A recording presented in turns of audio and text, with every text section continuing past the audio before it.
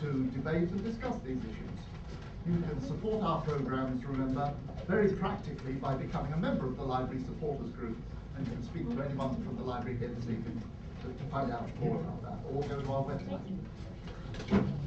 Now, we have a most distinguished guest here this evening, Beth Helms, who will be talking about her first novel, Dervishes, available, as they say, at all good bookstores, and courtesy of the NU bookstore, available here this evening for signed copies. Beth is the author of the story collection American Wives, which won the 2003 Iowa Short Fiction Award. She spent her childhood in Iran, in Iraq, Germany, and Turkey, and now lives, all her publicity says, in Pond Ridge, New York. I looked for this place, I googled it, and it doesn't exist, so the mystery associated with our author. I think we should be told the truth. Anyway, Dervishes has been garnering some very thoughtful, complimentary reviews. In the interest of honesty, I'm not going to say uniformly rave reviews, because the truth is many people have clearly found this to be a psychologically challenging text, and that's good. And I'm hoping Beth will give us some insight into that here. At another extreme, I'm all in favor of dipping into what librarians call Web 2.0 user-generated content, reviews on Amazon and such things. And this was my favorite. Like the Dervishes, this novel left my head spinning. Having toured through Turkey, I could almost taste the sights and sounds of Istanbul and Ankara. This alone would make the time spent reading worthwhile. At its conclusion, I found myself ordering a box of Turkish delight. Though all the characters are evil, and I'm not sure they're totally believable, I couldn't put the book down. What a fun read. So, by the way, they say never judge a book by its cover, but I think that's wrong. I can't resist saying I think this is just a fabulous piece of graphic design, the cover of the book, and while I'm sure the author would disclaim any responsibility, she should take credit at least for stimulating such a great bit of creative graphic design. Anyway, enough from me. Our author, Beth Helms.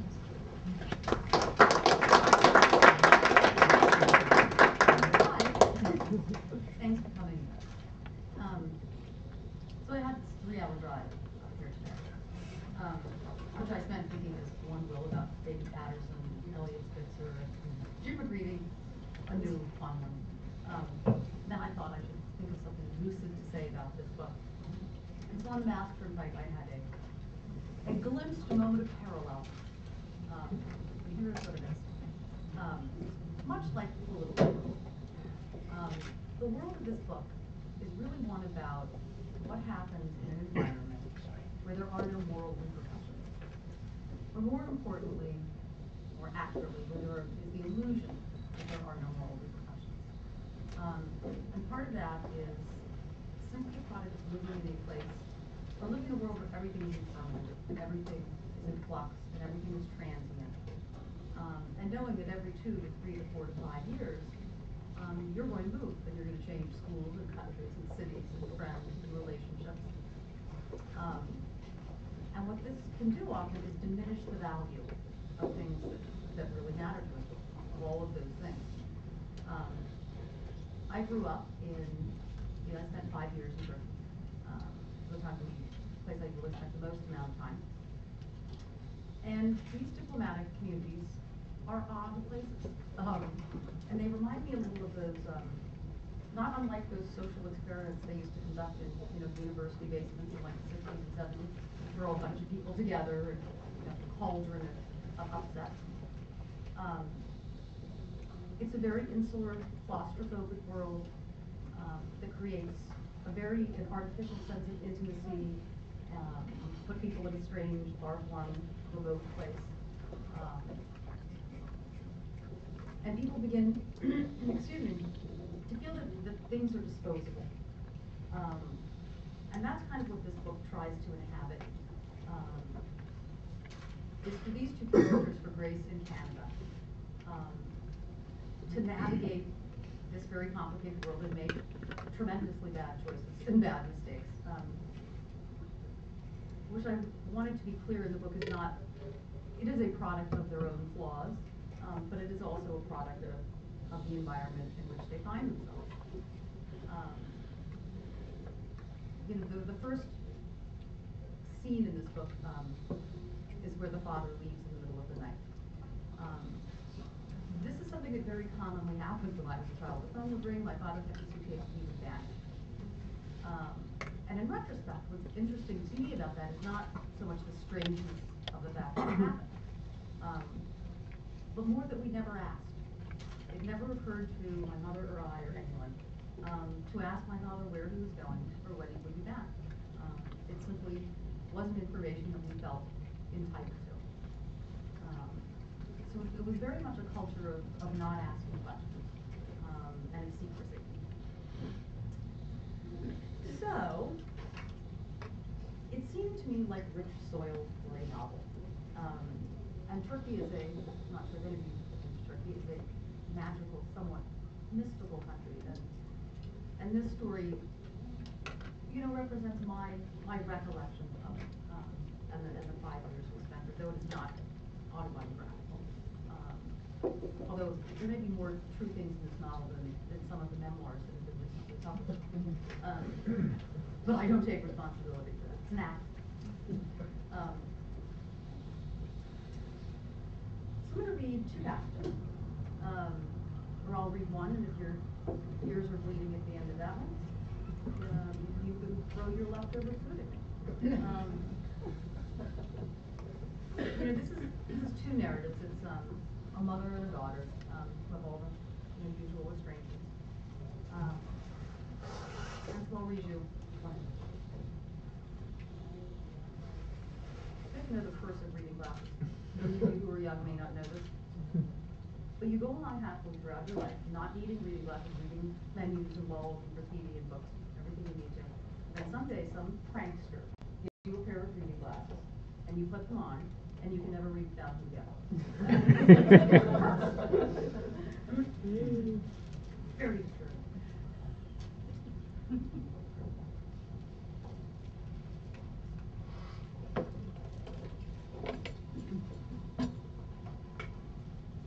And then we can talk about whatever you guys want to talk about. Shoes and chips and ceiling lights.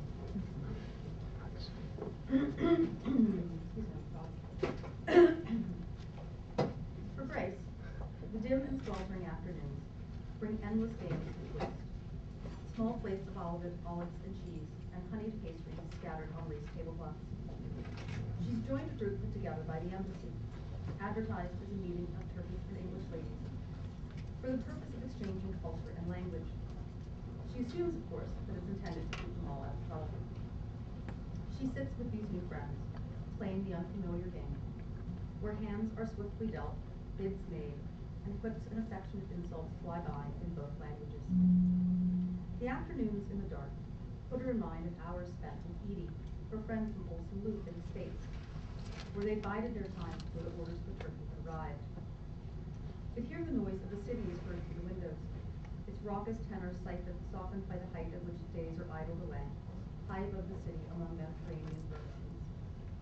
The walls are swagged here and there with velvet draperies, and painted in hues that make Grace think not of the colors, but rather of the taste of cinnamon. All day, handsome young houseboys move quietly through, replacing plates, refreshing tea served in voluptuous gold-rimmed glasses.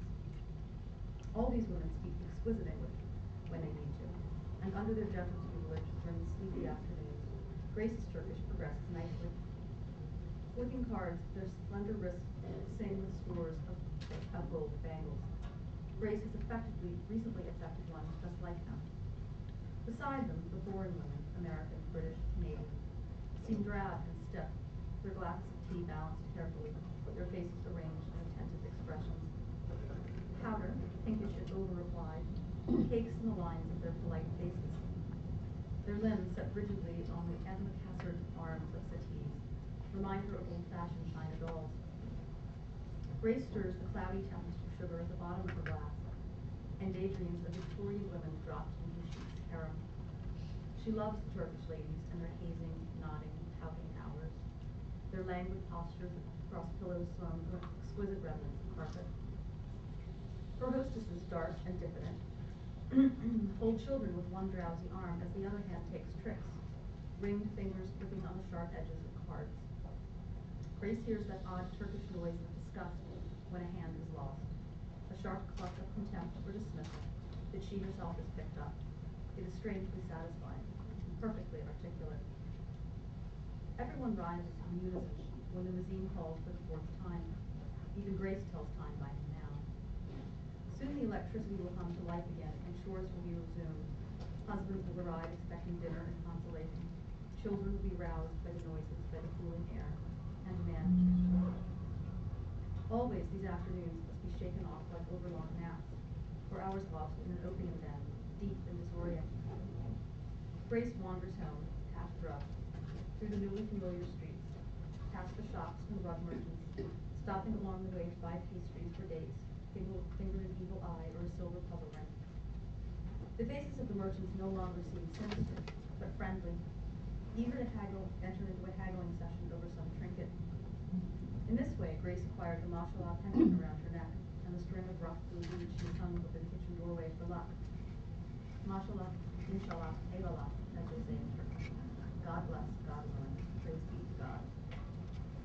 Often Grace walks home with health, wealthy, beautiful Bahar, who lives close by, in her own concrete area. Today they pause in the tiny park that lies at one end of Tenali Hill. A sign shaped like a swan hangs at the gate, and inside is a round coin of water surrounded by benches. Here a few women carry babies or let them totter around on the grass.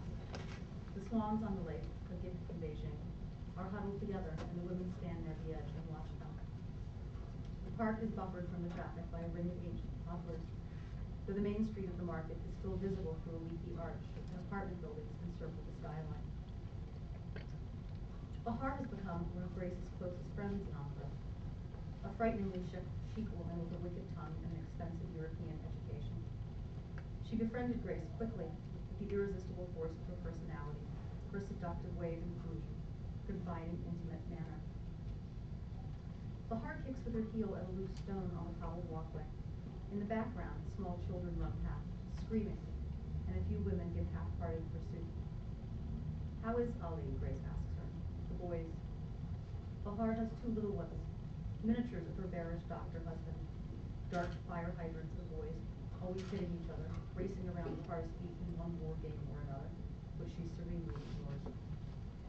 Bahar lights a cigarette with a mosaic lighter, blows curling streams from her wide mouth.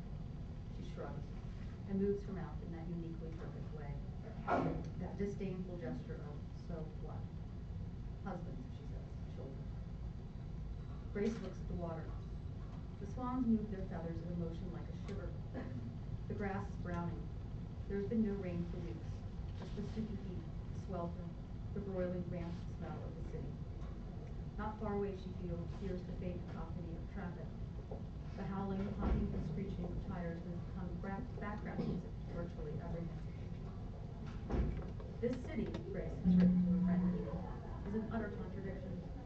In places it is the worst of Bedlam, ugly, concrete, and charmless. The turn corner and ivy grows on the walls of brick houses. At night the Ankara castle glows from the hilltop, minarets reach up to the smog, and flowers explode from window boxes. Men spit on the street like animals and offer an arm to help clear traffic.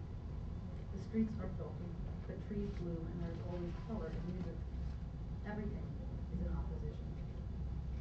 But it is magical in its way, she has written, and I think I will love it. What about you, Bahar says? How do you like our roasting pan of the city? Grace smiles. I do like it, very much. And Rand, is he happy too? Grace lifts her arm, her hands, palms up. Who knows? He doesn't say. Locked in the embassy all day playing his secret job. He doesn't tell me a thing. Can't or won't. Who knows which? Bahar puts her hand on Grace's arm. Her nails are tapered, perfect, the color of dark plums. Well, she says, this is why we have our own lives, our days, our card games. Do you think I pay attention to what Ali says when he comes home from the clinic? Or do I nod like this and hand him a plate of something? I do not think to confide in him my troubles. That would be foolish, and I do not ask where he is when he is late or when he travels. And I do not care particularly, because my life is quite nice. Grace, lost for a moment What will worry you accomplish, Bahar says. Her open hand strikes Grace's shoulder in a playful gesture. We'll go to the baths, or to that rug merchant on Denali. Forget it, you will only make yourself unhappy. She grinds her cigarette out with the fragile heel of her sandal and continues, I am not unsympathetic, but what you describe is the manner of all Americans I know. I went to Switzerland, you remember, a few weeks ago. Was this for jewelry shopping, as I said? No. It was for a plastic surgery and to get rid of a baby. Did Ali notice? And he's a doctor. You did what? Bahar smiles. Her mysterious smile. I'm like a movie star now, yes? But wouldn't Ali have wanted another baby? Bahar tucks her arm inside Grace's as they cross the street. She is the enviable, imperious quality of all women who are wealthy and beautiful. She does not wait for traffic to pause. Rather, she halts it with her eyes, pushes carelessly into the middle of it. When horns blare and drivers curse, she stares them down or offers an obscene gesture, which from her is a strangely elegant motion. Grace says, if I did that, I'd be squashed. Certainly Ali would want a baby, if it were his. Crossing the street into the gold district, they are surrounded by street merchants and shopkeepers, caught up and swept along, suddenly part of the city's frantic daily business. Always here, Grace feels her senses rushed, overwhelmed. She smells lamb roasting, char of bread in a wood fire, a sharp scent of dried apricots, the heavy animal damp and wool. Gold glitters in window cases, and everywhere men sit high on piles of rugs, drinking tea from slender glasses. They throw dried dice, smoke pipes, and stunted cigarettes, laugh raucously. Bahar, calm as an island, smiles, fingers the gold chains and bangles held out to her, and shakes her head no. From the corner of her eye as they walk along, Grace catches Bahar looking at her. Some expression, some interior decision-making process works swiftly across her features. Otherwise, it would not be worth the screaming, she says. How do you call them? Interrogatories. My friends and I always go to Europe in such a predicament. Grace is silent for a moment, long enough that Bahar nudges her arm and laughs. Are you so naive, she says? If so, I apologize for being indiscreet. No, Grace says, not at all. She is thinking of Bahar's husband, his charm and practiced hands. She remembers the recent cocktail party she and Rand gave, and how Ali's laughter had echoed around the small space, how he had helped Rand to bed when he staggered, and then afterward, in their bedroom, how his hands had strayed down the back of her dress, suggestively but without commitment, a touch that might have been a friendly accident. Standing on the street corner in a shimmery heat, with Bahar's silk cuff against her wrist, and the smell of sesame and the civet stacked on the head of the vendors, Grace feels a faint shimmer of hope, an odd and unexpected lightness. It might be the glint of Bahar's jewelry, or the merchants blinking at her as he holds up a cheap cotton dress, but it might be something else. Some promise of intrigue, perhaps, or adventure. And maybe it's just the allure of these new cosmopolitan women. Women who seem to inhabit airy and secret places, in which they are free to live out their private, fantastical lives. Ears bleeding? Swim short.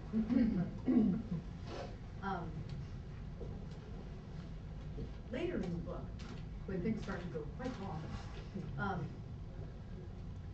this is a scene between Canada, who's Grace's daughter, and sort of this doomed friendship that is going to end catastrophically. I haven't stopped seeing Catherine entirely.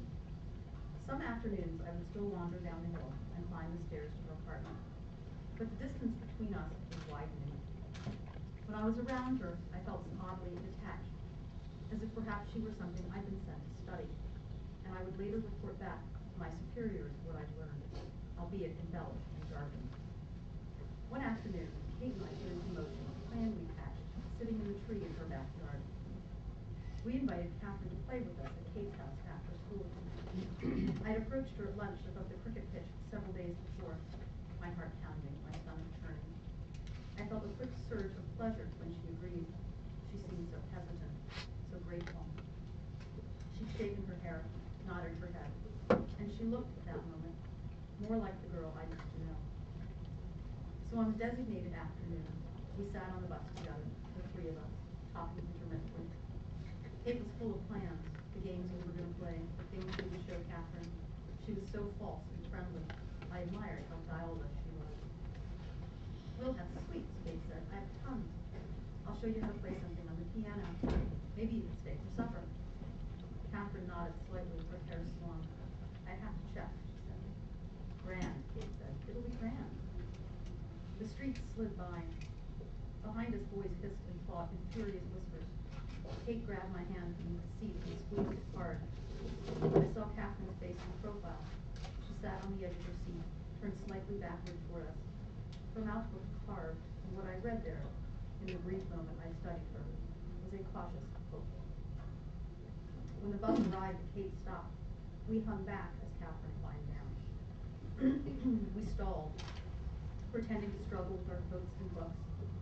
From the window, I saw Catherine on the sidewalk, adjusting her book bag, leaning down to straighten her tights around her ankles. She looked up for us, her eyes scanning the windows. I'm not getting off here today, Kate called to the driver. Keep going. Kate and I sank back in our seats, squeezing each other tight, collapsing, gasping with laughter.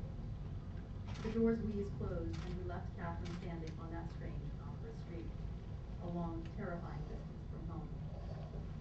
Of course, I told Catherine about Kate about Catherine's terror of the city, of the confusing streets and the too similar buildings and neighborhoods, her fear of the crowds and the dogs, the flea-bitten animals and plagued beggars, the guttural language she seemed unable to master. I had made fun of all this, sitting in the tree in Kate's backyard. I'd exaggerated it for her benefit, but I hadn't exaggerated by much.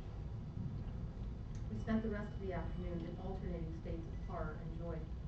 Kate and I would look at each other, put our hands to our mouths, and simply fall apart laughing.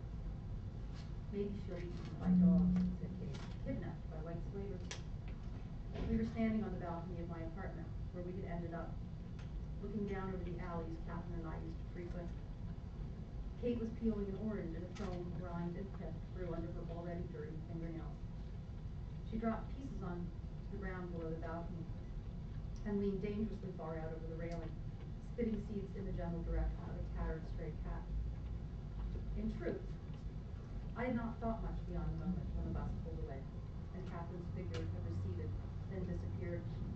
How would she get home? She had never been to Kate's house.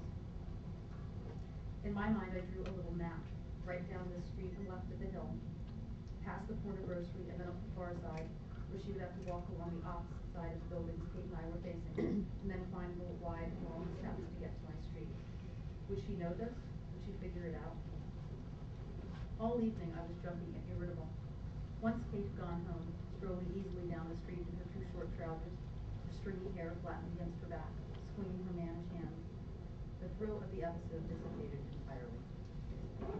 Through dinner and homework and bedtime, I waited for the phone to ring, for Simone to call, telling my mother what we'd done.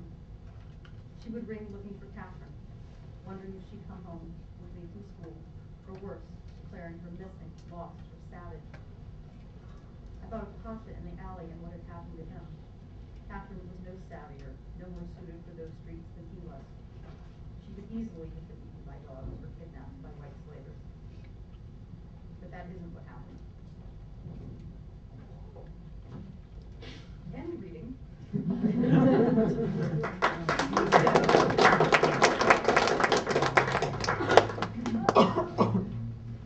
What do we do now? Entertaining questions. If they're entertaining questions.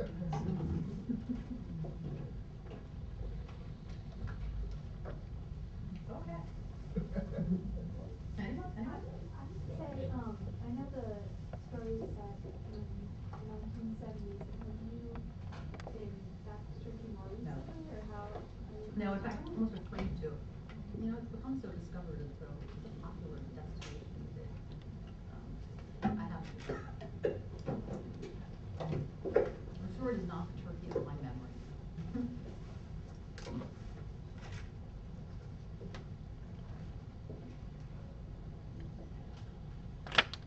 Should I prepare with you?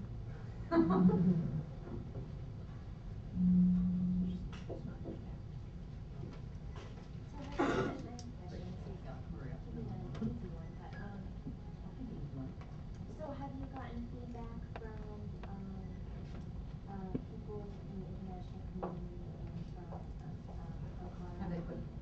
looking at? Just want to hear your friend perspective. No, I actually sent it to a friend of mine who I grew up with there, and I don't think she's read it yet, but no, I haven't. Part of me is half terrified about that, because I think I got it right. I really wanted the atmosphere to be kind of evocative of what I remember.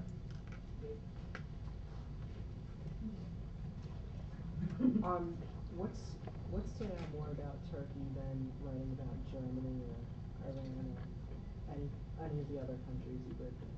Oh, well, simply from a practical standpoint, I spent 5 years there. It was sort of the age that I guess we all wake up at around the age of 12. I sort of became conscious and noticed what was going on around me. And there's something of, an exoticism to Turkey that's hard to beat. It's such a, straddles east and west, and in such a way it's such a secular country, and it's such an Islamic country. It's so, it is a country of so much opposition and contradiction. It's poor, it's, rich, it's, beautiful, there's, you see terrible things. It's just a fascinating place. Also, write what you know. So had you always been a writer? Did you keep a diary? Did you write notes? I wanted to be a cowgirl.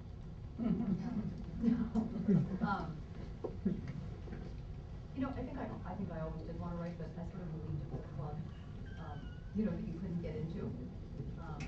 And it was some kind of mystical gift that was visited upon people, and you either had it or you didn't. So no, actually I was a speechwriter for a long time. I only started writing fiction about 5 years ago. Speechwriter for lots of tyrannical corporate executives.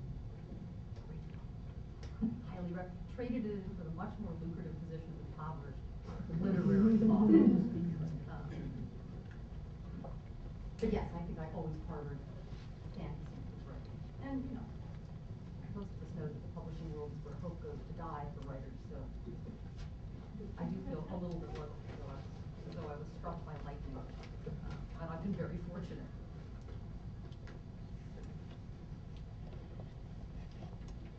Earlier you mentioned something about no moral repercussions. Can you just elaborate a little bit about that and what it really means to you? I think it is an illusion that what you do doesn't matter, because there just is no permanence. So if in a couple of years you're leaving, then sort of the present doesn't hold as much weight. Because you're going to get a blank slate, and you're going to get to start over again, and nothing you did really matters. And I think that can be a dangerous sort of cauldron. Does that make sense? It does. And was that like a cultural thing that you noticed there, or was it? I think it's endemic to a lot of, to sort of this kind of diplomatic behavior, any sort of small and insulated society that's I don't know, grows up like that. It's, runs this continuum from, sort of white mischief all the way up to moral anarchy and abandon. I think people give themselves license to do a lot of things that they wouldn't ordinarily do if they had to live somewhere for 20 years. Kind of. Kind of. Yeah. Or on the other hand, look at Elliot's picture, maybe not. I'm just sort of wondering if there's more like, not political, but is there more like historical things that you're trying to kind of exude from readers of your book, as far as? No, not at all. In fact, and I say all that in retrospect, because I didn't write this book sort of like a freshman comp exercise, thinking these are the themes, we'll try and weave into this. Right.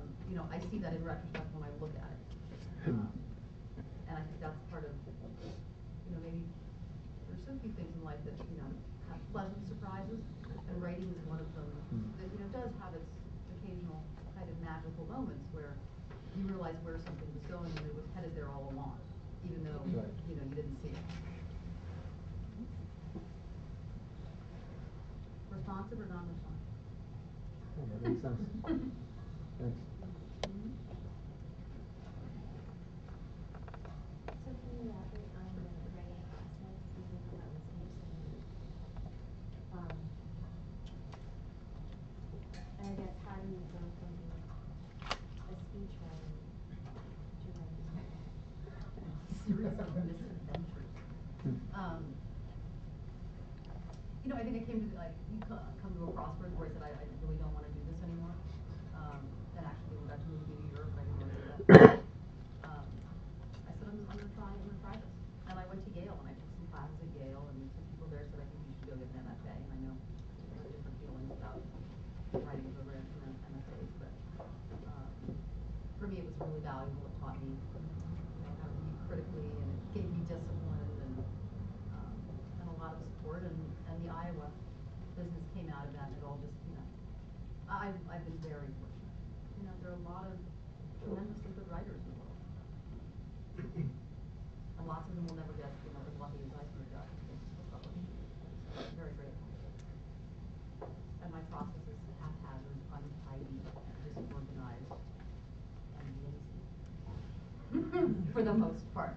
I spend a lot of time walking in the woods with my dog, contemplating my navel, stuff like that.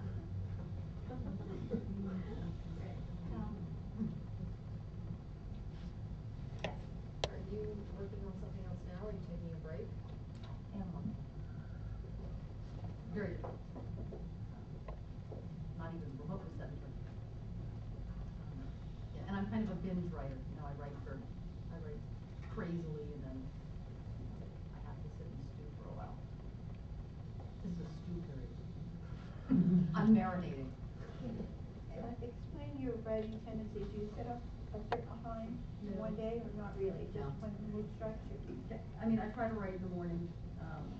I do a lot of thinking in the woods. When I'm really on something, I work kind of straight through. I binge, but there are periods where I need to reflect, and it needs to. Sometimes you have to walk away from something. You work on it for so long that you hate it. You know, you need to walk away from it until you can appreciate it again, and or appreciate what about it needs to be fixed. I think everyone is different. Did you sit down intending to write this as a novel, or was No. it a short story that you wrote? It was a short story. What's the difference in your approach to those two This genres? is so much longer.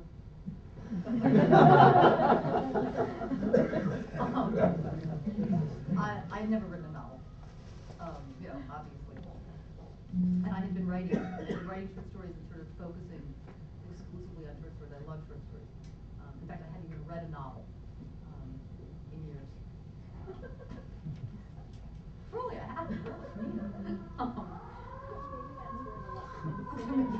Right. As an emergency novel Yeah, delivery. it's weird. And it just wasn't a big enough canvas. You know, I started trying to sort of capture that place and that feeling and that era, which is an era that I still find fascinating. I like any movie that's sort of set in that kind of grainy 1970s European, you know, people on trench coats sitting around in Bonhoeffs. I love that. and it just grew. And then I realized it was becoming something else. The end. A more mundane question. When you were in Turkey, did you go to an American school or an international school? I went to international. My parents didn't think really highly of sort of the American military educational opportunities. And I was lucky too, because we also lived in the countries that we lived in. We never lived on bases. We always lived, you know, immersed. Was there a base in Turkey? There was a base in Turkey, but there's no housing on it. I don't know if there is now. There certainly wasn't.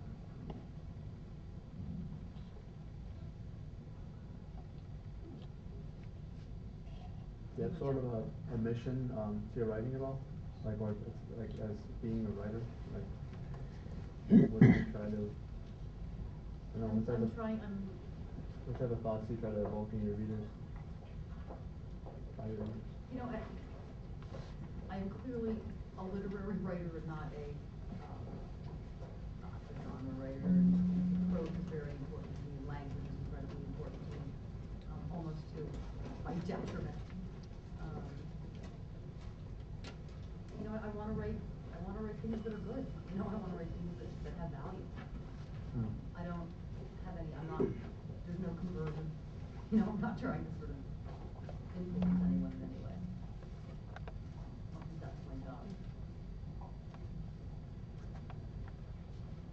So no thrillers under pseudonyms in that? You know, it's so funny, because I wish I could, and I have a friend who just sold, that's sort of seen now doing sold a YA to a young adult book, and I thought, I can't do that, couldn't I do it? I can't do that. I actually sat down and tried, I can't, you know, write what you write. I rather wish I could. There's a guy living at my house who really wishes I lived.